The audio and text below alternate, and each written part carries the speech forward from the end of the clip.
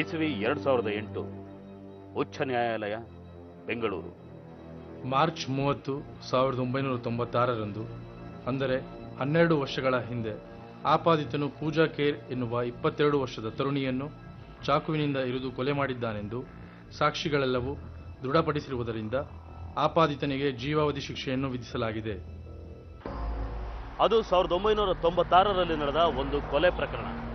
ಒಂದು ಕಾಲ ಇತ್ತು, ಹೆಣ್ಮಕ್ಳನ್ನ ಓದಿಸ್ತಾನೆ ಇರಲಿಲ್ಲ. ಆಮೇಲೆ ಹೆಚ್ಚಂದ್ರೆ ಹೈಸ್ಕೂಲ್ ತನಕ ಕಳಿಸ್ತಾ ಇದ್ರು. ಕಾಲೇಜಿಗೆ ಹೋದ್ರೆ ಹೆಣ್ಮಕ್ಳು ಕೆಟ್ಟು ಹೋಗ್ತಾರೆ ಅನ್ನೋ ನಂಬಿಕೆ ಇತ್ತು. ಆದರೆ ಕಾಲ ಬದಲಾಯಿತು.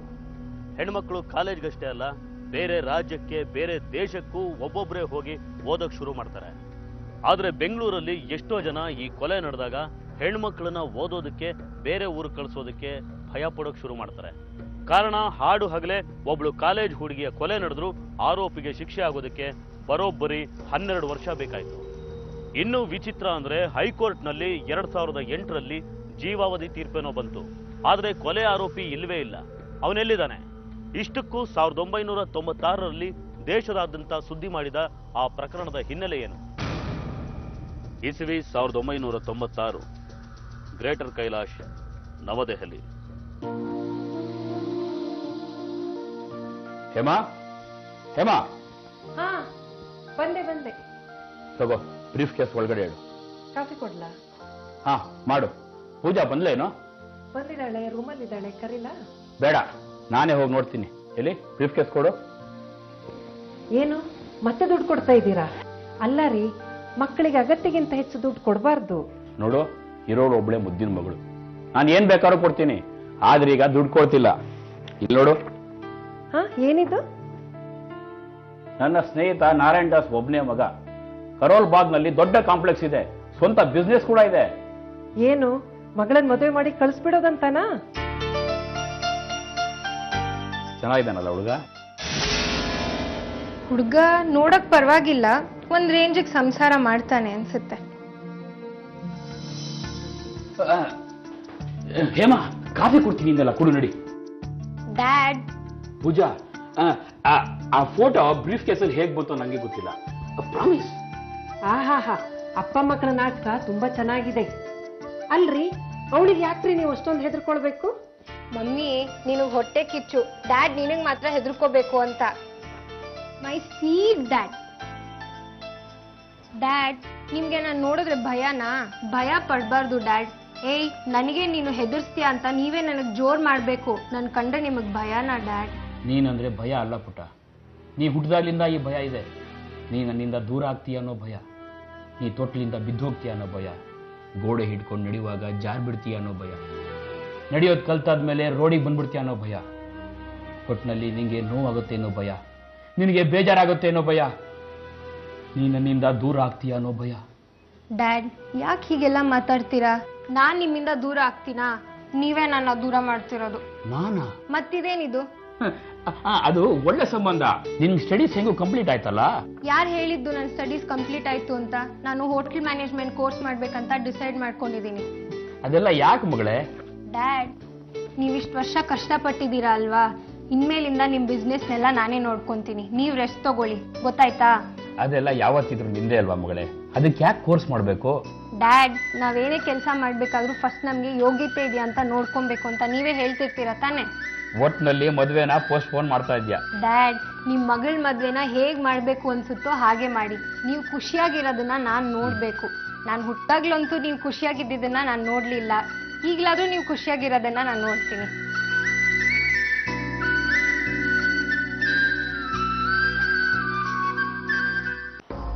ಪೂಜಾ ಖೇರ್ ನ್ಯೂ ಡೆಲ್ಲಿ ಗ್ರೇಟರ್ ಕೈಲಾಶ್ನಲ್ಲಿರೋ ರವಿ ಖೇರ್ ಹಾಗೂ ಹೇಮಾ ಖೇರ್ ದಂಪತಿಗಳ ಒಬ್ಬಳೇ ಮಗಳು. ಹೋಟೆಲ್ ಉದ್ಯಮಿಯಾಗಿರೋ ರವಿ ಖೇರ್ಗೆ ಮಗಳ ಹೊರತಾಗಿ ಏನೂ ಮುಖ್ಯ ಅಲ್ಲ. ಅವಳ ಖುಷಿಗಾಗಿ ಸರ್ವಸ್ವವನ್ನು ತ್ಯಾಗ ಮಾಡೋ ವ್ಯಕ್ತಿ. ಮಗಳ ಮಾತಿಗೆ ಇಲ್ಲ ಅನ್ನೋ ಪ್ರಶ್ನೆನೇ ಇಲ್ಲ. ಹಾಗಾಗಿ ಮಗಳು ಮತ್ತೂ ಓದ್ತೀನಿ ಅಂದಾಗ ಅವರು ಅದಕ್ಕೆ ಒಪ್ಪಿಗೆ ನೀಡ್ತಾರೆ. ಆದ್ರೆ ಇದೇ ಕಾರಣಕ್ಕೆ ಬೇಸರ ಆಗುವಂತ ಮತ್ತೊಂದು ಬೆಳವಣಿಗೆ ನಡೆಯುತ್ತೆ. ಡ್ಯಾಡಿ, ಮಮ್ಮಿ, ನನ್ ಸೀಟ್ ಸಿಕ್ತು. ನಾನು ಹೋಟೆಲ್ ಮ್ಯಾನೇಜ್ಮೆಂಟ್ ಕೋರ್ಸ್ಗೆ ಅಪ್ಲೈ ಮಾಡಿದ್ನಲ್ಲ. Good, very good. ಯಾವ ಕಾಲೇಜು? ಬೆಂಗಳೂರಿನಲ್ಲಿರೋ ಕಾಲೇಜ್. ಬೆಂಗಳೂರಾ?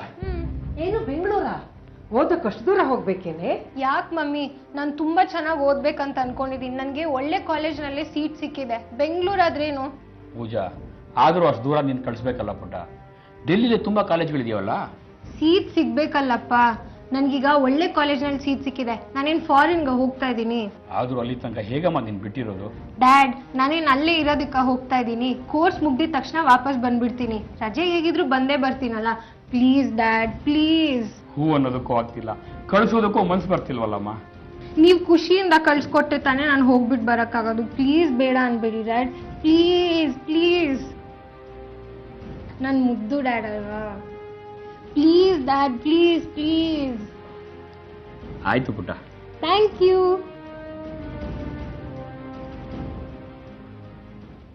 ಹೌದಾ?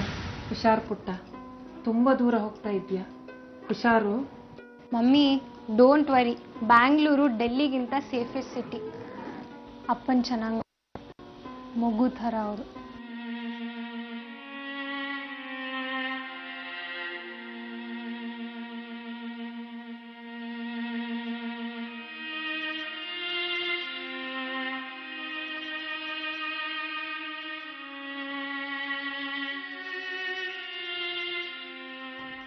ಡ್ಯಾಡ್, ಅಳ್ತಿದ್ದೀರಾ?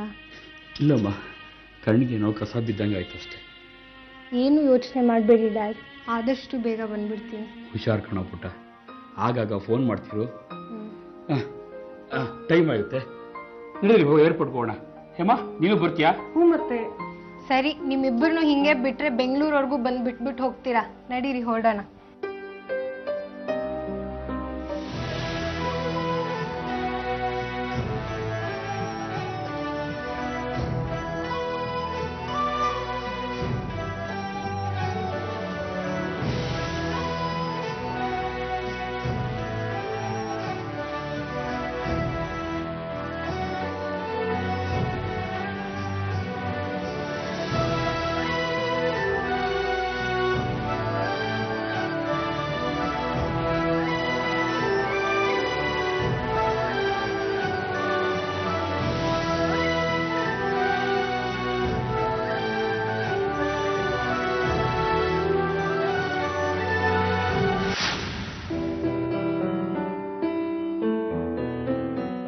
ಮೇಡಮ್, ಒಂದು ಫೋನ್ ಮಾಡಬೇಕಾಗಿತ್ತು.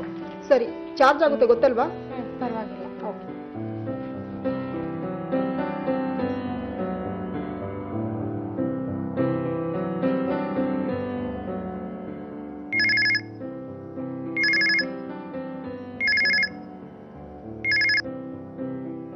ಹಲೋ. ಹಲೋ ಡ್ಯಾಡ್, ನಾನು ಪೂಜಾ. ಹೇಳ್ಪುಟ, ಹೇಗಿದ್ಯಾ? ಅದೆಲ್ಲ ಚೆನ್ನಾಗಿದೆ ತಾನೆ? ಏನಿಲ್ಲ, ಆರಾಮಾಗಿದ್ದೀನಿ. ಹಾಸ್ಟೆಲ್ ಚೆನ್ನಾಗಿದೆ. ಬೆಂಗಳೂರಲ್ಲಿ ವೆದರ್ ತುಂಬಾ ಚೆನ್ನಾಗಿದೆ. ನೀವು ಅಮ್ಮನ ಕರ್ಕೊಂಡು ಒಂದ್ಸತಿ ಇಲ್ಲಿಗೆ ಬರಲೇಬೇಕು. ಬರ್ತೀನಿ. ಸರಿ, ಅಮ್ಮಂಗೆ ಕೊಡಿ ಫೋನು.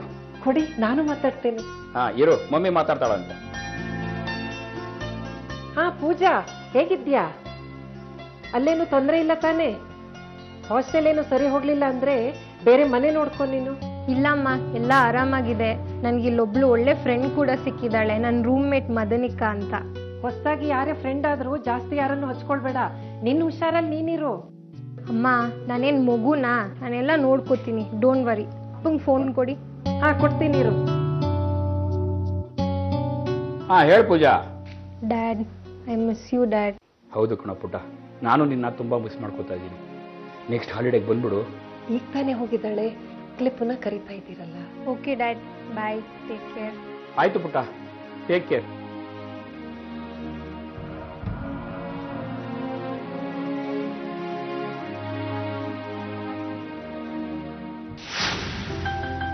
ಪೂಜಾ, ನಿನ್ನ ಎಷ್ಟು ದೂರ ಕಳ್ಸಿದಾರೆ ಅಂದ್ರೆ ನಿಮ್ಮ ಅಪ್ಪ ಅಮ್ಮ ರಿಯಲಿ ಗ್ರೇಟ್. ನಮ್ಮ ಅಪ್ಪ ಅಮ್ಮಂಗೆ ನಾನು ಇಲ್ಲಿ ಕಳ್ಸೋದಕ್ಕೆ ಇಷ್ಟನೇ ಇರ್ಲಿಲ್ಲ, ಅಂದ್ರೂ ನಾನು ಹೆಂಗೋ ಒಪ್ಪಿಸ್ದೆ. ನಮ್ಮನೇಲಿ ಪಕ್ಕದೂರಿಂದ ಬೆಂಗಳೂರಿಗೆ ಕಳ್ಸೋಕ್ ಒಪ್ಪಿರಲ್ಲ. ಅದಿರ್ಲಿ, ಮುಂದೆ ಜಾಬಿಗೆ ನೀನು ಫಾರಿನ್ಗೆ ಹೋಗ್ತೀಯೋ ಡೆಲ್ಲಿಲೇ ಸೆಟ್ಲ್ ಆಗ್ತೀಯೋ? ಮದನಿಕಾ, ನಿಂಗೆ ಹೇಳೋದಕ್ಕೆ ಮರ್ತೋಗಿತ್ತು ನನಗೆ. ನಮ್ಮ ಅಪ್ಪಂದೇ ಕೆಲವು ಹೋಟ್ಲುಗಳಿವೆ, ಅದನ್ನ ನಾನು ನೋಡ್ಕೋಬೇಕಲ್ವಾ ಮುಂದೆ. ಅದಕ್ಕೋಸ್ಕರ ನಾನು ಇಲ್ಲಿ ಹೋಟೆಲ್ ಮ್ಯಾನೇಜ್ಮೆಂಟ್ ಕೋರ್ಸ್ ಮಾಡ್ತಾ ಇದ್ದೀನಿ. ಹೋಟೆಲಾ? ಹಾಗಿದ್ರೆ ನಾನು ಖಂಡಿತ ಬರ್ತೀನಿ ಜಾಬ್ ಕೇಳ್ಕೊಂಡು. ಓ ಎಸ್, ಯುವರ್ ಅಪಾಯಿಂಟೆಡ್ ಮಿಸ್ ಮದನಿಕಾ. ಮದನಿಕಾ, ನಾನು ಸ್ವಲ್ಪ ಬಟ್ಟೆ ಪರ್ಚೇಸ್ ಮಾಡಬೇಕಾಗಿತ್ತು. ನಾನು ಆಚೆ ಕರ್ಕೊಂಡು ಹೋಗ್ತೀಯಾ? Okay, Sunday ಹೋಗೋಣವಾ? ಮೆಜೆಸ್ಟಿಕ್ ಅಂತ ಒಂದು ಪ್ಲೇಸ್ ಇದೆ, ಅಲ್ಲಿ ಎಲ್ಲಾ ತರದ್ದು ಸಿಕ್ಕುತ್ತೆ. ಓಕೆ,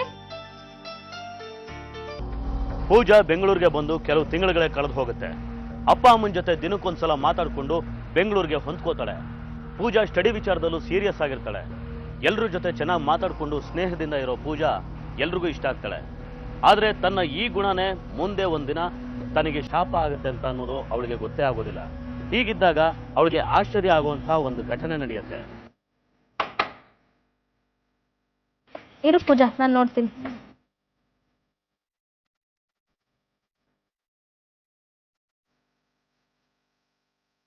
ಮಮ್ಮಿ, ಪೂಜಾ ಹೇಗಿದ್ಯಾ ಪುಟ್ಟಿ? ಸೂಪರ್ ಆಗಿದ್ದೀನಿ. ಡ್ಯಾಡಿ ಬನ್ನಿ ಕುತ್ಕೊಳ್ಳಿ.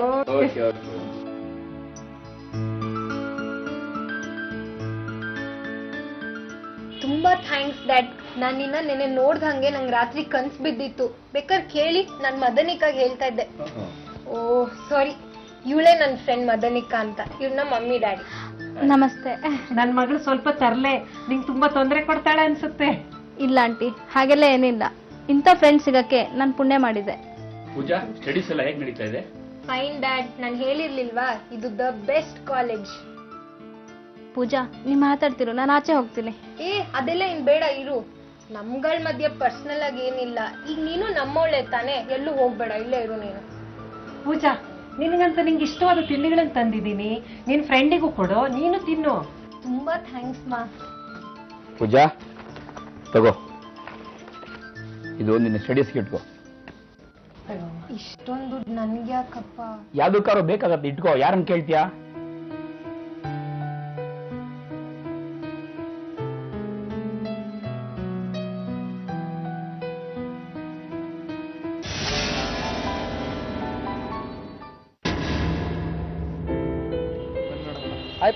ಹಾಯ್. ಏನ್ ರೋ, ಕ್ಲಾಸ್ಗೆ ಹೋಗಿಲ್ವಾ? ಚಕ್ಕರ ದಿನ ಪಾಠ ಕೇಳಕ್ ಬೋರ್ ಅಲ್ವಾ? ಏನ್ ಮಾಡೋದು? ಮತ್ತೆ ಎಲ್ಲ ನಿನ್ ಬಾಲ?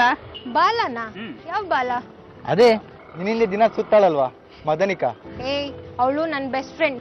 ಬಾಲ ಗೀಲ ಅಂದ್ರೆ ಸರಿಗಿರಲ್ಲ ನೋಡು. ಬಂದ್ಲಲ್ಲ ನಿನ್ ಬಾಲ. ರಾಕೇಶ್, ಏನ್ರೋ ಕೋತಿಗಳ ಕೋತಿ ತಾನ್ ಕೆಡದಲ್ದೆ ವನನೆಲ್ಲ ಕೆಡ್ಸುತ್ತಂತೆ. ಪೂಜಾ, ಇವ್ರಗಳ ಜೊತೆ ನೀನ್ ಸೇರ್ಬೇಡ. ನಿನ್ ಲೆಕ್ಚರ್ ಶುರು ಆಯ್ತಾ? ಚೆನ್ನಾಗ್ ಕುಯ್ತೀಯ. ಹಲೋ, ನಾನ್ ಲೆಕ್ಚರ್ ಆಡಿದ್ರು ನೀವಿನ ಸ್ಟೂಡೆಂಟ್ ಆಗೇ ಇರ್ತೀರಾ. ಮೊದ್ಲು ಕ್ಲಾಸ್ ಅಟೆಂಡ್ ಮಾಡೋಣ. ಬನ್ನಿ ಹೋಗೋಣ. ಓಕೆ ಮೇಡಮ್, ನೀವ್ ಹೇಳಿದ ವಿಚಾರನ ಹೋಗಿ ಬಾರಲ್ಲಿ ಡೀಪ್ ಆಗಿ ಡಿಸ್ಕಸ್ ಮಾಡ್ತೀವಿ. ಅತಿ ಶೀಘ್ರದಲ್ಲೇ ಒಂದು ಒಳ್ಳೆ ನಿರ್ಧಾರಕ್ಕೆ ಬರ್ತೀವಿ.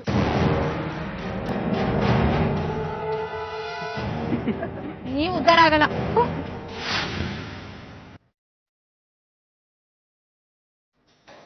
ಪೂಜಾ, ಯಾವ್ದೋ ಫೋನ್ ಬಂದಿದೆ ನೋಡು. ಎಮರ್ಜೆನ್ಸಿ ಇಲ್ಲ ಅಂದ್ರೆ ಇಷ್ಟೊತ್ತೆಲ್ಲ ಫೋನ್ ಮಾಡ್ಬೇಡ ಅಂತ ಸ್ಟ್ರಿಕ್ಟ್ ಆಗಿ ಹೇಳ್ಬಿಡು. ಯಾರು? ಡ್ಯಾಡ್ ಕಾಲ್ ಮಾಡಿರೋದು? ಗೊತ್ತಿಲ್ಲ, ಹೋಗ್ಬೋದು.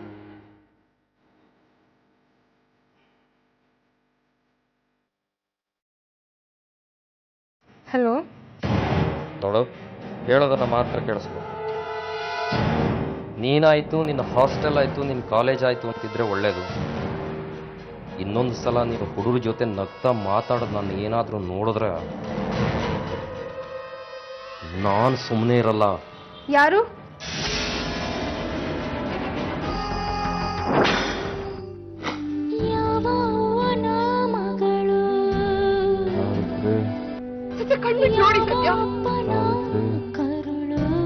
ಜೀಸವ್ ಸಾವಿತ್ರಿ, ಸಂಜೆ 7 ಗಂಟೆಗೆ.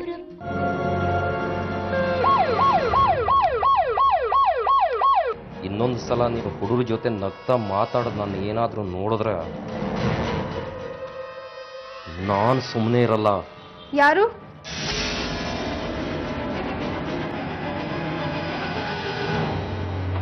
ಯಾರ್ದಮ್ಮ ಫೋನ್ ಇಷ್ಟೊತ್ತಲ್ಲಿ? ನೀನು ಡೆಲ್ಲಿಯಿಂದ ಬಂದಿರೋದು ಯಾಕೆ ಅಂತ ಗೊತ್ತು ತಾನೆ? Sorry madam. ಸರಿ, ಹೋಗ್.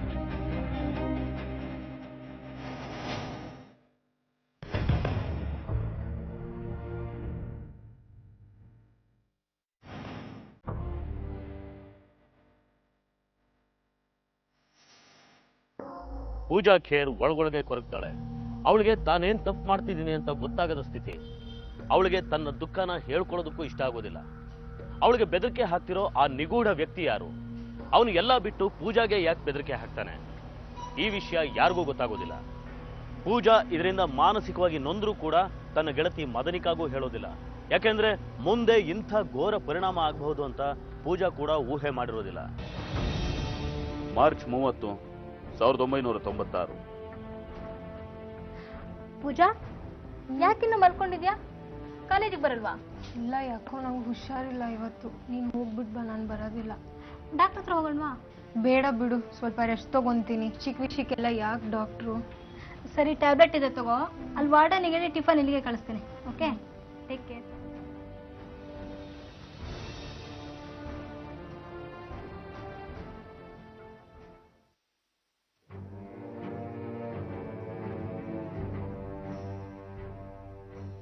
ಮೇಡಮ್, ಫೋನ್ ಮಾಡಬೇಕಾಗಿತ್ತು ನಮ್ಮ ತಾಯಿಗೆ. ಮಾಡ್ಲಾ?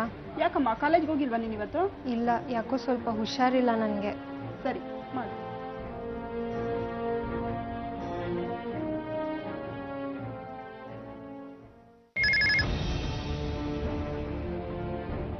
ಹಲೋ. ಹಲೋ ಮಮ್ಮಿ, ನಾನು. ಹಾ ಪೂಜಾ, ಹೇಗಿದ್ಯಾ? ಪರವಾಗಿಲ್ಲಮ್ಮ, ನನಗೆ ಅಪ್ಪನ್ನು ನಿಮ್ಮನ್ನು ನೋಡ್ಬೇಕಂತ ಅನ್ನಿಸ್ತಾ ಇದೆ. ಪೂಜಾ, ಆರ್ ಯು ಆಲ್ ರೈಟ್? ಅಲ್ಲೇನು ತೊಂದರೆ ಇಲ್ಲ ತಾನೇ? ನಿನ್ ಧ್ವನಿ ಯಾಕೋ ಒಂಥರ ಆಗ್ತಾ ಇದೆಯಲ್ಲ? ಏನಿಲ್ಲಮ್ಮ, ಸ್ವಲ್ಪ ತಲೆನೋವು ಅಷ್ಟೇ. ಮಾತ್ರೆ ತಗೊಂಡಿದ್ದೀನಿ. ಡ್ಯಾಡ್ ಇಲ್ವಾ? ಈಗ ತಾನೇ ಹೊರಗೋದ್ರು ಪುಟ್ಟ. ಅವ್ರ ಹತ್ರ ಮಾತಾಡಬೇಕು ಅನ್ನಿಸ್ತಿತ್ತು. ಸರಿ ಅಮ್ಮ, ಅವ್ರು ಬಂದ ತಕ್ಷಣ ಮಾಡಿಸ್ತೀನಿ. ಸರಿಮ್ಮ, ಇಡ್ತೀನಿ. ಬಾಯ್. ಪೂಜಾ, ಅಲ್ಲೇನಾದ್ರು ಬೇಜಾರಾಗಿದ್ರೆ 1 ವಾರ ರಜೆ ಹಾಕಿ ತಕ್ಷಣ ಬಂದ್ಬಿಡು. ನಮಗೂ ಯಾಕೋ ನಿನ್ನನ್ನು ನೋಡ್ಬೇಕು ಅಂತ ಅನಿಸ್ತಾ ಇದೆ ಪುಟ್ಟ.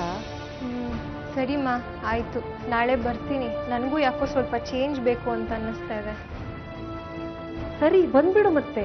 ಸರಿಮ್ಮ, ಡ್ಯಾಡ್ಗೂ ಹೇಳ್ಬಿಡು ನಾನು ನಾಳೆ ಬರ್ತಿದ್ದೀನಿ ಅಂತ. ಆಯ್ತಮ್ಮ, ಹುಷಾರು. ಓಕೆಮ್ಮ, ಬಾಯ್.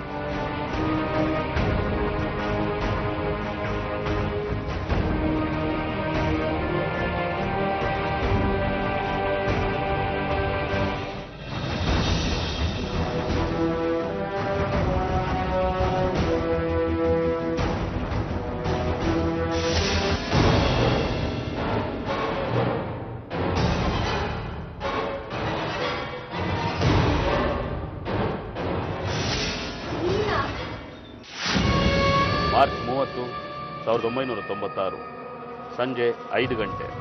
ಪೂಜಾ, ಈಗ ಹೇಗಿದ್ಯಾ?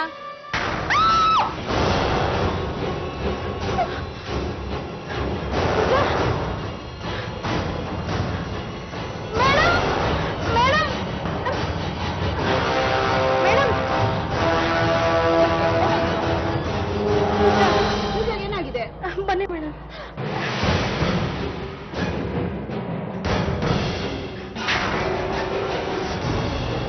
ಏನಪ್ಪ ಇದೆಲ್ಲ?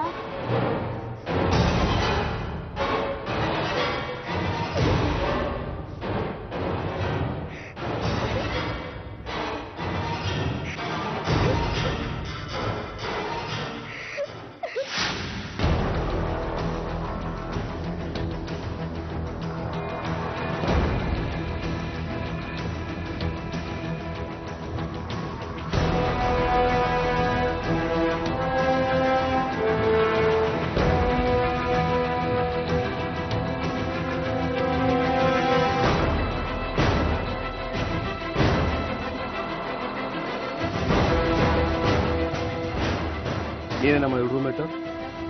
ಹೌದು ಸರ್. ಇವಳನ್ನ ಕೊನೆ ಸಲ ಯಾವಾಗ ನೋಡಿದ್ದು? ಬೆಳಿಗ್ಗೆ ಸುಮಾರು 9 ಗಂಟೆಲಿ. ಫೋಟೋ ಎಲ್ಲ ತೆಕ್ಕೊಂಡು ಬಾಡಿನ ಪೋಸ್ಟ್ ಮಾಡಮ್ ಕಳಿಸಿ. ನೋಡಮ್ಮ, ನೀವು ಸ್ಟೇಷನ್ಗೆ ಬಂದು ಹೇಳಿಕೆ ಕೊಡ್ಬೇಕಾಗುತ್ತೆ.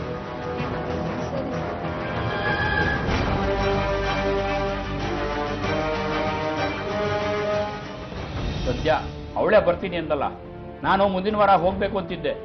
ಆ ಹಾಳಾದ ಕೋರ್ಸ್ ಬೇಡ ಅಂದ್ರೆ ಬಿಡೋಕ್ ಹೇಳಿ. ಅವಳು ಓದಿದ್ ಸಾಕು. ಅವಳೊಂದೂರಲ್ಲಿ, ನಾವೊಂದೂರಲ್ಲಿ. ನೋಡ್ಬೇಕು ನೋಡ್ಬೇಕು ಅಂತ ಈ ಸಂಕಟ ಯಾಕೆ ಪಡ್ಬೇಕು? ಅವಳು ಈ ಸಲ ಬರ್ಲಿ, ನಾನು ಅವಳನ್ನು ಪುನಃ ಹೋಗೋಕೆ ಬಿಡೋದಿಲ್ಲ ನೋಡಿ. ಏನ್ ಮಾಡ್ಲಿ, ಅವಳು ತುಂಬಾ ಆಸೆ ಪಟ್ಟು ಕೇಳ್ಕೊಂಡಲ್ಲ, ಬೇಡ ಅನ್ನಕ್ಕಾಗತ್ತಾ? ಅವಳದ್ದೇ ಫೋನ್ ಇರ್ಬೇಕು, ಇರಿ ನಾನೇ ನೋಡ್ತೀನಿ. ಹಲೋ. ಪೂಜಾ, ಪೂಜಾ ಏನಾಯ್ತು? ಪೂಜಾ ಏನಾಯ್ತು?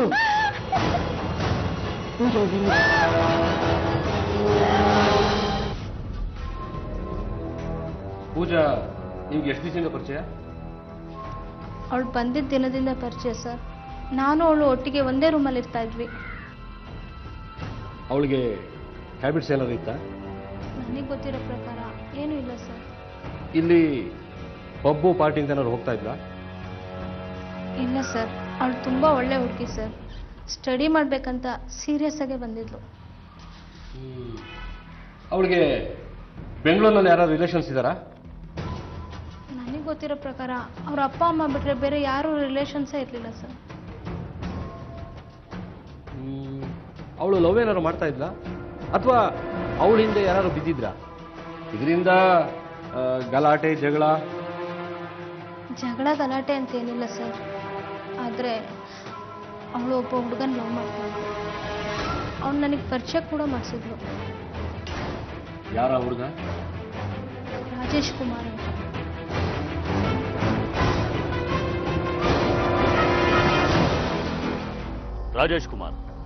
ರಾಜೇಶ್ ಕುಮಾರ್ ಕೈಮಲ್.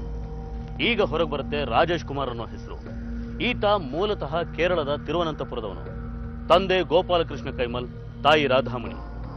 ಕೇರಳದಲ್ಲಿ ಸ್ವಂತ ಜಮೀನು ತೋಟ ಎಲ್ಲ ಇರೋ ಅನುಕೂಲಸ್ಥ ರೈತ ಕುಟುಂಬದ ರಾಜೇಶ್ ಬೆಂಗಳೂರಿಗೆ ಬಂದದ್ದು ಓದೋದಕ್ಕೆ. ರಾಜೇಶ್ ಕೂಡ ಪೂಜಾ ಖೇರ್ ಓದ್ತಾ ಇದ್ದ ಕಾಲೇಜಲ್ಲೇ ಓದ್ತಾ ಇದ್ದ. ಇಂಥ ರಾಜೇಶ್ ಹಾಗೂ ಪೂಜಾ ಖೇರ್ ನಡುವೆ ಇದ್ದ ಸಂಬಂಧ ಎಂಥದ್ದು? ಅದು ಪ್ರೀತಿನ, ಸ್ನೇಹನ? ಪೂಜಾ ಕೊಲೆಗೂ ರಾಜೇಶ್ಗೂ ಏನಾದರೂ ಸಂಬಂಧ ಇದೆಯಾ? ಪೊಲೀಸ್ನವ್ರಿಗೆ ರಾಜೇಶ್ ಕುಮಾರ್ ಮೇಲೆ ಅನುಮಾನ ಬರುತ್ತೆ. ಪೊಲೀಸ್ನವರು ಅವನನ್ನ ಕರ್ಕೊಂಡ್ಬಂದು ವಿಚಾರಣೆ ಮಾಡ್ತಾರೆ. ಸರ್, ಇವನೇ ರಾಜೇಶ್ ಅಂತ. ಒಳಗೆ ಕರ್ಕೊಂಡೋಗಿ ರೆಡಿ ಮಾಡಿ ಬರ್ತೀನಿ. ಏಯ್ ರೆಡಿಯಾ?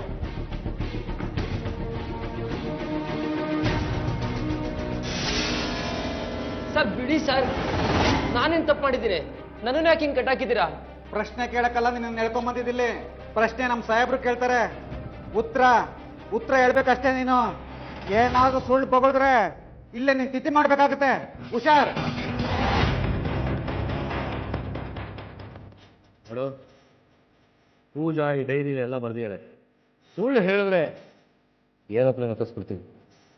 ಬಾಯಿ ಬಿಡಿಸೋದ್ರಿಗೆ ಏನು ಕಷ್ಟ ಅಲ್ಲ. ಹೇಳೋ,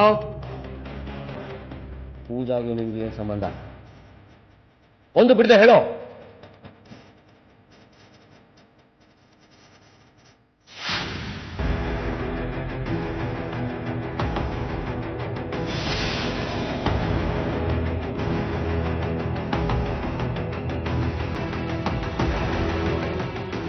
ಎಕ್ಸ್ಕ್ಯೂಸ್ ಮೀ, ಹಲೋ.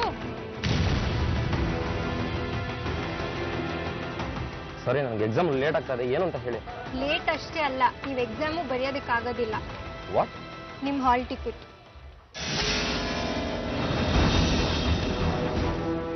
ನಿಮ್ಮ ಕೈಗೆ ಹೇಗೆ ಸಿಕ್ತು? ಹಾ, ಕದ್ಬಿಟ್ಟೆ. ನಿಮ್ಮನ್ನ ಇಂಪ್ರೆಸ್ ಮಾಡ್ಬೇಕಂತ ನಾನೇ ಕದ್ದೆ. ಅಲ್ಲಿ ಬೀಳಿಸ್ಕೊಂಡು ಬಂದಿದ್ರಿ, ಅದನ್ನ ತಂದ್ಕೊಟ್ಟಿದ್ದೀನಿ ನಾನು ನಿಮಗೆ. Sorry and thank you.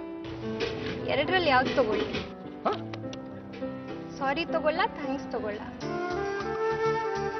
By bye, ನಾನು Pooja Kher. This is Rajesh from Kerala. Okay. ಓ, ಒಂದು ಆ ಎಂಡು ಒಂದು ಈ ಎಂಡು. ಚೆನ್ನಾಗಿದೆ. Anyways, all the best. Exam ಚೆನ್ನಾಗಿ ಮಾಡಿ. Thank you again.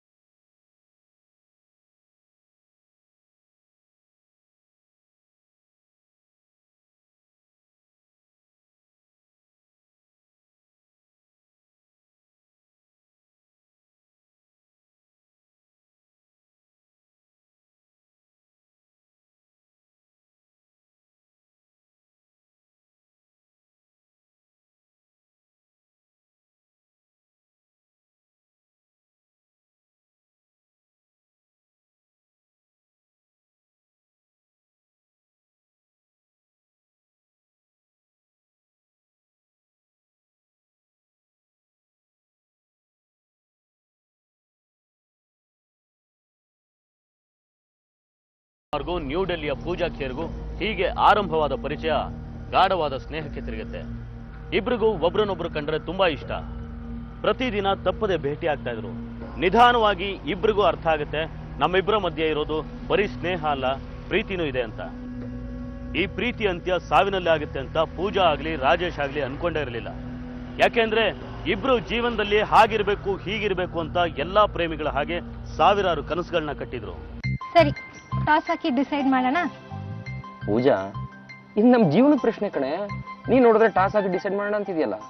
ನೋಡು, ಜೀವನನೇ ಟಾಸ್ ಹಾಕಿ ಸಿಕ್ಕಿರೋ ಒಂದ್ ಚಾನ್ಸ್ ಕಣೋ. ಹೇಳು, ಹೆಡ್ಡೋ ಟೇಲ್? ಯಾವ ಹೆಡ್ಡು ಬೇಡ ಟೇಲು ಬೇಡ, ನಾನಿದ್ದು ಸುತಾರಾಮ್ ಒಪ್ಪೋದಿಲ್ಲ. ಸರಿ, ಟಾಸ್ ಬೇಡ ಅಂದ್ರೆ ಮದ್ವೆ ಆದ್ಮೇಲೆ ನೀನ್ ನನ್ ಜೊತೆ ಬಂದು ಡೆಲ್ಲಿನಲ್ಲೇ ಸೆಟ್ಲ್ ಆಗ್ಬಿಡ್ಬೇಕು. ನಾನಂತೂ ನಮ್ಮ ಅಪ್ಪ ಅಮ್ಮನ ಬಿಟ್ಟು ಬರಲ್ಲಪ್ಪ. ಹೇ ಪೂಜಾ, ಏನೇ ಮಾತಾಡ್ತಿದ್ಯಾ? ಹುಡುಗಿರು ಮದುವೆ ಆದ್ಮೇಲೆ ಹುಡುಗನ ಮನೆಗೆ ಹೋಗೋದು ಸಂಪ್ರದಾಯ ಕಣೆ. ನಂಗೆ ಗೊತ್ತು ಕಣೋ, ಆದ್ರೆ ನಮ್ಮ ಅಪ್ಪ ಅಮ್ಮಂಗೆ ನನ್ನ ಬಿಟ್ಟು ಬೇರೆ ಯಾರು ಇಲ್ಲ. ಅದ್ರ ಮೇಲೆ ಬಿಸ್ನೆಸ್ ಬೇರೆ ಇದೆ, ಅದನ್ನ ಯಾರು ನೋಡ್ಕೋತಾರೆ? ನೀನೇ ನೋಡ್ಕೊಬೇಕು. ಸರಿ ಆಯ್ತು, ನಿನ್ನ ಹಟ್ಟಕ್ಕೆ ನಿಮ್ಮ ಅಪ್ಪನೇ ಸೋಲ್ತಾರಂತೆ. ಇನ್ನು ಈ ಬಡಪ ಯಾವ ಲೆಕ್ಕ?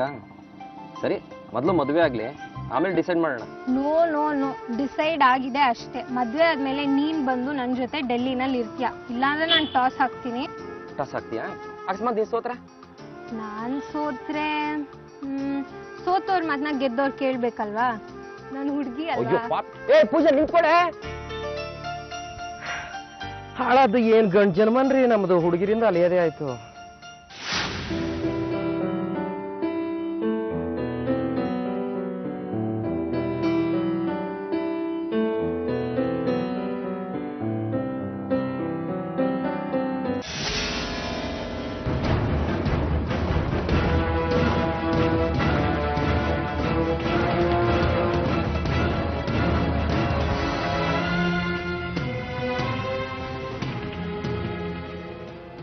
ಹಾಯ್ ರಾಜೇಶ್. ಹಾಯ್. ನಿನ್ ಜೊತೆ ಸ್ವಲ್ಪ ಮಾತಾಡ್ಬೇಕು, ಬಾ.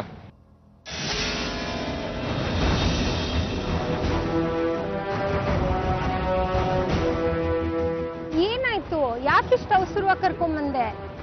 ಯಾಕೆ ಡಲ್ ಆಗಿದ್ಯಾ? ನಿನ್ನೆ ಕೇಳ್ತಾ ಇರೋದು, ಏನಾಯ್ತು ನಿನಗೆ? ನೀ ಬೇರೆ ಹುಡುಗರ ಜೊತೆ ಮಾತಾಡ್ಬೇಡ ಅಂತ ಎಷ್ಟು ಸರಿ ಹೇಳ್ಬೇಕು? ಆ ಹುಡುಗರ ಹತ್ರ ಏನ್ ಮಾತು ನಿಂದು? ಅವ್ರು ನನ್ನ ಫ್ರೆಂಡ್ಸ್ ಕಣೋ, ನನ್ನ ಕ್ಲಾಸ್ಮೇಟ್ಸು. ಮಾತಾಡೋದ್ರಲ್ಲಿ ತಪ್ಪೇನಿದೆ?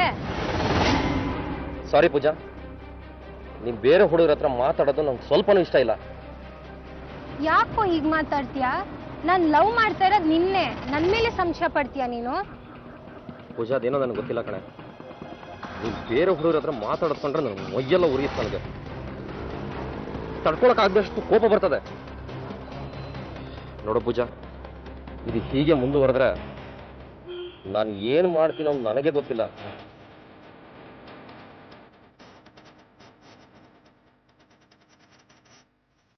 ರಾಜೇಶ್ ವರ್ತನೆ ಪೂಜಾಗೆ ತೀರಾ ವಿಚಿತ್ರ ಅನ್ಸುತ್ತೆ.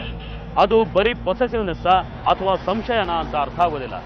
ಇದೇ ಕಾರಣಕ್ಕೆ ಸಾಕಷ್ಟು ಸಲ ಜಗಳ ಆಗುತ್ತೆ. ಆದ್ರೆ ಪೂಜಾ ಮಾತ್ರ ತನಗೆ ಬೇರೆ ಯಾರ ಜೊತೆಗೂ ಮಾತಾಡದೆ ಇರೋಕ್ಕಾಗೋದಿಲ್ಲ ಅಂತಾಳೆ. ಅವಳ ಸ್ವಭಾವಕ್ಕೆ ಅದು ಸಾಧ್ಯವೂ ಇರಲಿಲ್ಲ. ಆದ್ರೂ ಕೂಡ ಅವನಿಗೋಸ್ಕರ ಸಾಕಷ್ಟು ಸ್ನೇಹಿತರ ಒಡನಾಟ ಕಡಿಮೆ ಮಾಡ್ಕೊಂಡಿದ್ನು. ಆದ್ರೆ ರಾಜೇಶ್ ಈ ವಿಷಯವನ್ನ ವಿಪರೀತವಾಗಿ ತಲೆಗೆ ಹಚ್ಕೊಂಡಿದ್ದ. ಅವಳನ್ನ ಫಾಲೋ ಮಾಡೋದಕ್ಕೆ ಶುರು ಮಾಡ್ತಾನೆ. ಕದ್ದು ಮುಚ್ಚಿ ಅವಳನ್ನ ಗಮನಿಸೋದಕ್ಕೆ ಶುರು ಮಾಡ್ತಾನೆ. ಅವಳು ಯಾವುದೇ ಹುಡುಗರ ಜೊತೆ ಮಾತಾಡಿದ್ರೆ ಹೋಗಿ ಜಗಳ ಮಾಡ್ತಾ ಇದ್ದ. ಬರ್ತಾ ಬರ್ತಾ ಪೂಜಾ ಅವನ ಈ ವರ್ತನೆಯಿಂದ ರೋಸ್ ಹೋಗಿದ್ಲು. ಕೊನೆಗೆ ಆ ದುರ್ದಿನ ಬಂದೇ ಬಿಡುತ್ತೆ. ಮಾರ್ಚ್ 29, 1996.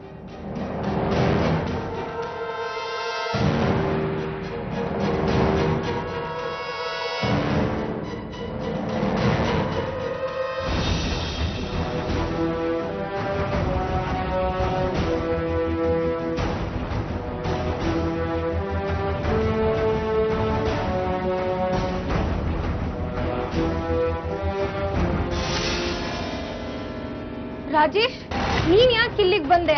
ವಾರ್ಡನ್ ಗೊತ್ತಾದ್ರೆ ನನ್ನ ಕೊಂದ್ಬಿಡ್ತಾರೆ. ಮೊದ್ಲು ಹೋಗೋ ಇಲ್ಲಿಂದ. ವಾರ್ಡನ್ ಕೊಲ್ಲೋದಿರ್ಲಿ, ಈಗ ನಾನೇ ನಿನ್ನ ಕೊಲ್ತೀನಿ. ಏನ್ ಮಾತಾಡ್ತಿದ್ಯಾ? ತಮಾಷೆ ಮಾಡ್ತಿದ್ಯಾ ನೀನು? ಗಿಣಿಗೆ ಹೇಳ್ದಂಗೆ ಹೇಳ್ದೆ, ಬೇರೆ ಹುಡುಗರ ಹತ್ರ ಮಾತಾಡ್ಬೇಡ ಕಣೆ ಅಂತ. ಕೇಳಿಲ್ಲ. ನಾನು ಪೊಸೆಸಿವ್ ಅಂತ ಗೊತ್ತಿದ್ದು ಮುಂದುವರೆದಿಲ್ಲ. ಒಂದು, ನೀನು ಬದುಕಿದ್ರೆ ನನ್ನ ಜೊತೆ ಮಾತ್ರ ಬದುಕಿರಬೇಕು, ಇಲ್ಲ ನೀನು ಬದುಕಿರ್ಲೇಬಾರ್ದು. ರಾಜೇಶ್, ಏನ್ ಮಾಡ್ತೀಯಾ?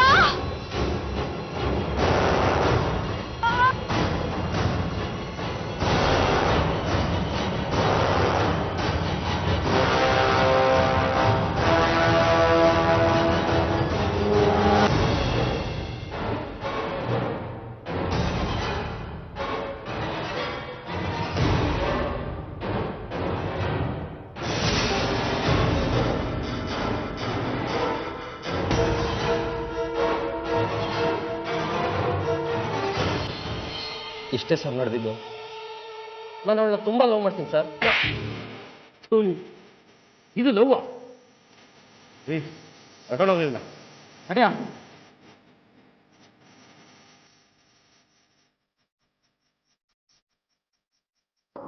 ಆರೋಪಿ ಎಂದು ಕೊಲೆ ನಡೆದ ಮಾರನೇ ದಿನ ಅಂದ್ರೆ ಮಾರ್ಚ್ 31, 1996ರಂದು ಅರೆಸ್ಟ್ ಮಾಡ್ತಾರೆ.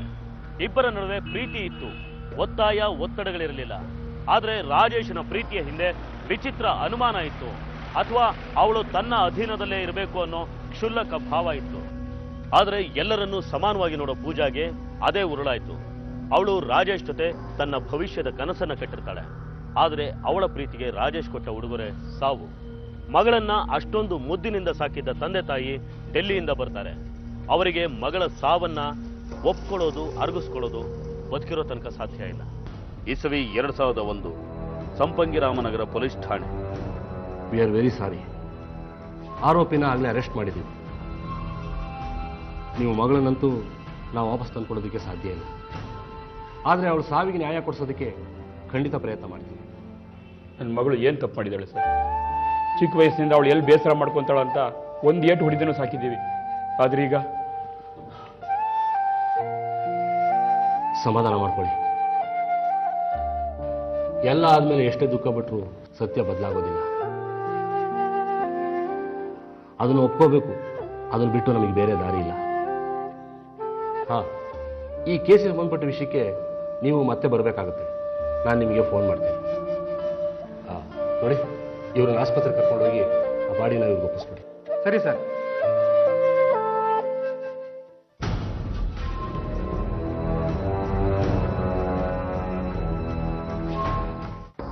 ವಿಚಿತ್ರ ನೋಡಿ, ಒಂದು ಮುಗ್ಧ ಹೆಣ್ಮಗಳ ಬಲಿ ಕೆಲವೇ ಸಮಯದಲ್ಲಿ ಎಲ್ಲರ ಮನಸ್ಸಿಂದ ಮಾಸ್ ಹೋಗುತ್ತೆ.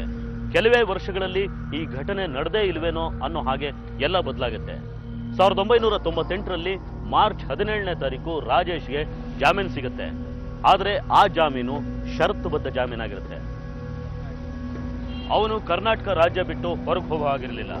ಅವನ ತಂದೆ ತಾಯಿ ಮೈಸೂರಿಗೆ ಬಂದಿರ್ತಾರೆ. ಕೇಸ್ ನಡೀತಾ ಇರೋದ್ರಿಂದ ಅವನು ಅವ್ರ ಜೊತೆಲೇ ಇದ್ದು ಮೈಸೂರಿನ ಲಷ್ಕರ್ ಠಾಣೆಯಲ್ಲಿ ವಾರಕ್ಕೆ 3 ದಿನ ಹೋಗಿ ಸೈನ್ ಮಾಡಿ ಬರಬೇಕಾಗಿತ್ತು. ಇದೆಲ್ಲದಕ್ಕಿಂತ ದೊಡ್ಡ ದುರಂತ ಅಂದ್ರೆ 2001ರಲ್ಲಿ ರಾಜೇಶ್ ಈ ಪ್ರಕರಣದಿಂದ ಬಿಡುಗಡೆ ಆಗ್ತಾನೆ.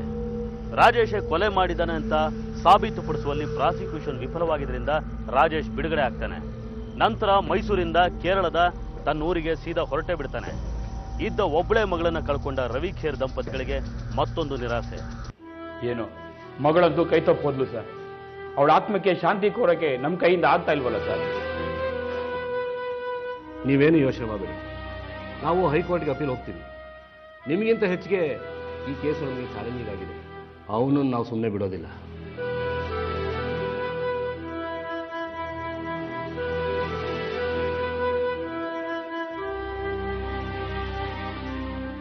ಸರ್ಕಾರ ಪೂಜಾ ಖೇರ್ ಪ್ರಕರಣವನ್ನ ಹೈಕೋರ್ಟ್ನಲ್ಲಿ ಮುಂದುವರಿಸುತ್ತೆ.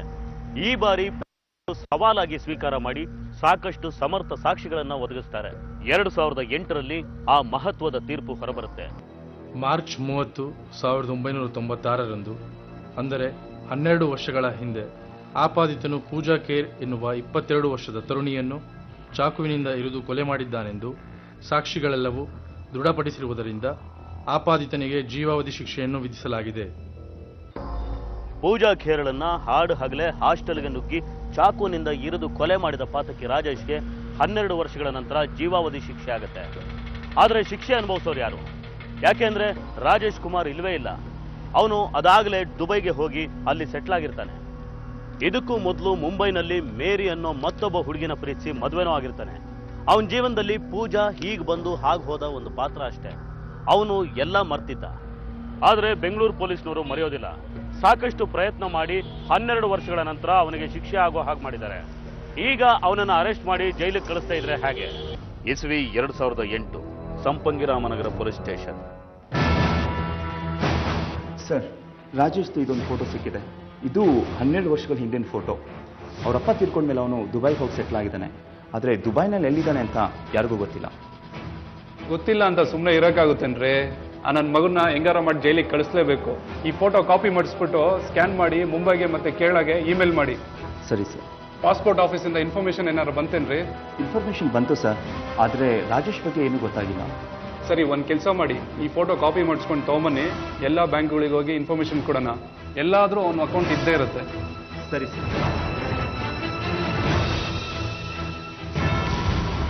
ಹಲೋ, ಹೇಳಿ ಸರ್, ಏನಾಗಬೇಕು? ಸರ್, ನಾವು ಒಬ್ಬ ಕ್ರಿಮಿನಲ್ನ ಹುಡುಕ್ತಾ ಇದ್ದೀವಿ. ಅವನು ಫೋಟೋ, ಕೆಲವು ಡೀಟೇಲ್ಸ್.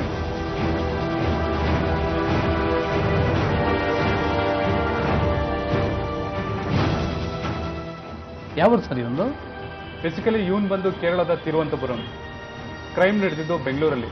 ಇವಾಗ ಅವನಿಗೆ ಲೈಫ್ ಇಂಪ್ರೂವ್ಮೆಂಟ್ ಆಗಿದೆ. ಓಕೆ, ನಮ್ಮಿಂದ ಏನಾಗ್ಬೋದು ಈಗ? ನೀವು ಈ ಫೋಟೋ ಮತ್ತು ಡೀಟೇಲ್ಸ್ನ ನೀವು ದೇಶದ ಎಲ್ಲ ಬ್ರಾಂಚ್ಗಳಿಗೆ ಫಾರ್ವರ್ಡ್ ಮಾಡಿ, ಅಕಸ್ಮಾತ್ ಇವನ್ ಡೀಟೇಲ್ಸ್ ಎಲ್ಲಾರ ಸಿಗುತ್ತೆ ಅಂತ ಚೆಕ್ ಮಾಡಬೇಕು. ಅಕಸ್ಮಾತ್ ಸಿಕ್ಕಿದ್ರೆ ನೀವು ಅದನ್ನು ನಮಗೆ ತಿಳಿಸ್ಬೇಕು. ಶೋರ್ ಶೋರ್, ನಮ್ಮ ಪ್ರಯತ್ನ ನಾವು ಮಾಡ್ತೀವಿ. Thank you sir.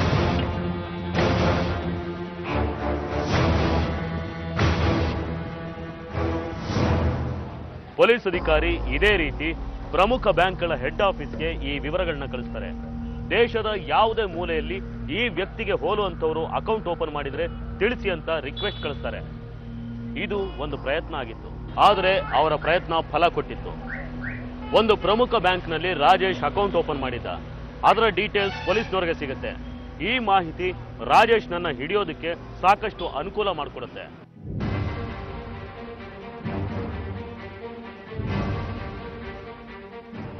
ಸರ್, ಆ ರಾಜೇಶ್ ಕುಮಾರ್ನ ಬ್ಯಾಂಕ್ ಡೀಟೇಲ್ಸ್ ಸಿಕ್ಕಿದೆ ಸರ್. ಓ, ವೆರಿ ಗುಡ್.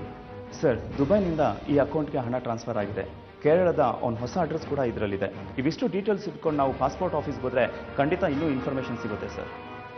ಎಸ್, ತಕ್ಷಣ ಪಾಸ್ಪೋರ್ಟ್ ಆಫೀಸ್ಗೆ ಹೋಗಿ ವಿಚಾರಣೆ ಮಾಡಿ. ಆಲ್ರೆಡಿ ಅವನಿಗೆ ಶಿಕ್ಷೆ ಆಗಿ 4 ವರ್ಷ ಆಗಿದೆ.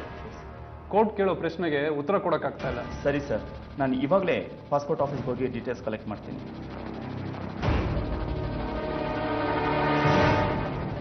ಕೊನೆಗೂ ರಾಜೇಶ್ ಕುಮಾರ್ ಕೈಮಲ್ ಪೊಲೀಸ್ನವರ ಕೈಗೆ ಸಿಗೋದಿನ ಹತ್ರ ಆಗುತ್ತೆ. ಪಾಸ್ಪೋರ್ಟ್ ಆಫೀಸಿಂದ ಅವನ ಬಗ್ಗೆ ಎಲ್ಲ ಮಾಹಿತಿ ಸಿಗುತ್ತೆ. ಅವನು ತನ್ನ ಹೆಸರಲ್ಲಿ ಬದಲಾವಣೆ ಮಾಡಿಕೊಂಡು ಪೊಲೀಸ್ನವರ ದಿಕ್ ತಪ್ಪಿಸಿದ್ದ. ಇದಕ್ಕೂ ಮೊದಲು ಸಾಕಷ್ಟು ಸಲ ದುಬೈಯಿಂದ ಬಂದು ಹೋಗಿದ್ರು. ಗೊತ್ತಾಗದೇ ಇದ್ದಿದ್ದು ಇದೇ ಕಾರಣಕ್ಕೆ. ಕೊನೆಗೂ ಅವನು 2012 ನವೆಂಬರ್ ತಿಂಗಳಲ್ಲಿ ಭಾರತಕ್ಕೆ ಬರ್ತಾನೆ ಅನ್ನೋ ಪಕ್ಕಾ ಇನ್ಫಾರ್ಮೇಶನ್ ಸಿಗುತ್ತೆ. ಅದೇ ಪ್ರಕಾರ ರಾಜೇಶ್ ದುಬೈಯಿಂದ ಭಾರತಕ್ಕೆ ಹಾರಿಯೂ ಬಿಡ್ತಾನೆ. ಪೂಜಾಳ ಕೊಲೆ ನಡೆದು 16 ವರ್ಷಗಳ ನಂತರ ನವೆಂಬರ್ 4, 2012.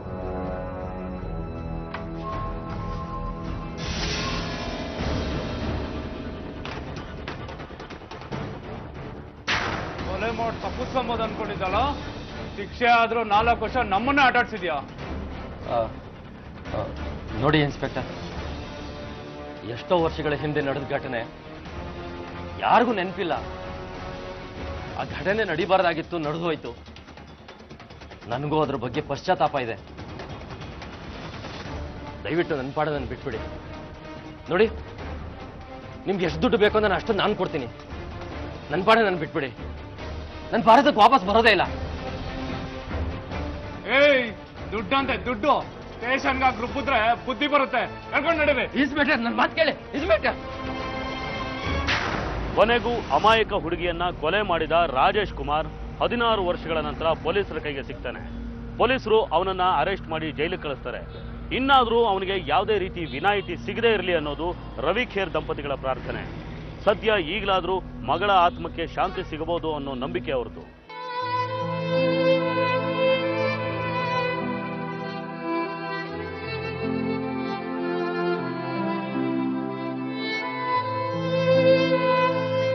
ವೀಕ್ಷಕರೇ, ನೋಡಿದ್ರಲ್ಲ, ಅಪರಾಧ ಜಗತ್ತಿನಲ್ಲಿ ಏನ್ ನಡೆಯುತ್ತೆ ಅನ್ನೋದಕ್ಕೆ ಈ ಕಥೆನೂ ಒಂದು ಉದಾಹರಣೆ. ಓದೋದಕ್ಕೆ ದೂರದ ಊರಿಗೆ ಬರೋ ಹೆಣ್ಣು ಮಕ್ಕಳು ತುಂಬಾ ಎಚ್ಚರಿಕೆಯಿಂದ ಇರಬೇಕು ಅನ್ನೋದಕ್ಕೆ ಪೂಜಾ ಪ್ರಕರಣ ಒಂದು ಪಾಠನೂ ಹೌದು. ಯಾವುದೋ ಊರು, ಅಲ್ಲಿಗೆ ಇನ್ನೆಲ್ಲಿಂದನೋ ಬಂದಿರೋ ಜನಗಳು, ಅವರುಗಳ ಜೊತೆ ಹೇಗಿರಬೇಕು, ಎಷ್ಟರ ಮಟ್ಟಿಗೆ ಸ್ನೇಹ ಮಾಡಬೇಕು ಅನ್ನೋದನ್ನ ಅರ್ಥ ಮಾಡ್ಕೊಂಡ್ರೆ ಖಂಡಿತ ಒಳ್ಳೆಯದು. ಇಲ್ದಿದ್ರೆ ಇಂಥ ಅನಾಹುತಗಳು ರಿಪೀಟ್ ಆಗ್ತವೆ. ಇತ್ತೀಚೆಗೂ ಕೂಡ ಬೇರೆ ಊರುಗಳಿಂದ ಓದೋದಕ್ಕೆ ಅಂತ ಬಂದ ಹುಡುಗಿಯರ ಸಾವಿನ ಪ್ರಕರಣಗಳು ನಡೆದಿವೆ. ಹಾಗಾಗಿ ಬಂದಿದ್ದು ಓದೋದಕ್ಕೆ ಅನ್ನೋದನ್ನ ಮಾತ್ರ ತಲೆಯಲ್ಲಿಟ್ಕೊಂಡು ಅದನ್ನೇ ಮಾಡಿದ್ರೆ ಎಲ್ರಿಗೂ ಒಳ್ಳೇದು. ರಾಜೇಶ್ ಅಂತವರು ಎಲ್ಲಿ ಬೇಕಾದರೂ ಇರಬಹುದು, ಯಾವಾಗ ಬೇಕಾದರೂ ಬರಬಹುದು ಅಂತ ಹೇಳ್ತಾ ಇವತ್ತಿನ ಕ್ರೈಮ್ ಫೈಲ್ ಸಂಚಿಕೆಯನ್ನು ಮುಗಿಸ್ತಾ ಇದ್ದೀವಿ. ಮುಂದಿನ ಸಂಚಿಕೆಯಲ್ಲಿ ಮತ್ತೊಂದು ವಿಭಿನ್ನ ಕುತೂಹಲಕಾರಿ ಸತ್ಯಕಥೆಯೊಂದಿಗೆ ಮತ್ತೆ ನಿಮ್ಮ ಮುಂದೆ ಬರ್ತೀವಿ. ನಾವು ಕಥೆ ಹೇಳ್ತೀವಿ, ನೀವೆಚ್ಚರವಾಗಿರಿ.